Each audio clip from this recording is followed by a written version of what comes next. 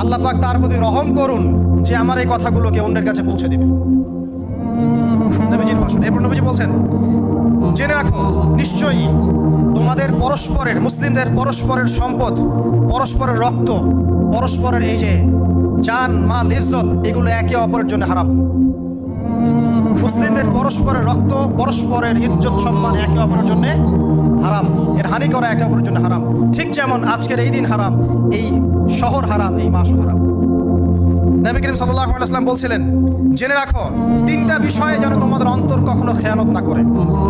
তিনটা বিষয়ে তোমাদের অন্তর যেন কখনো খেয়ানত না করে। এক, তোমরা যে কাজটাই করবা শুধু আল্লাহ পাকের সন্তুষ্টির জন্য করবে। তোমরা যে কাজই করবে শুধু আল্লাহর সন্তুষ্টির জন্য করবে। তোমাদের শাসক বর্গের কল্যাণ কামনা করবে। তোমাদের শাসক বর্গের কল্যাণ কামনা করবে। 3 নাম্বার, মুসলিমদের জামাতকে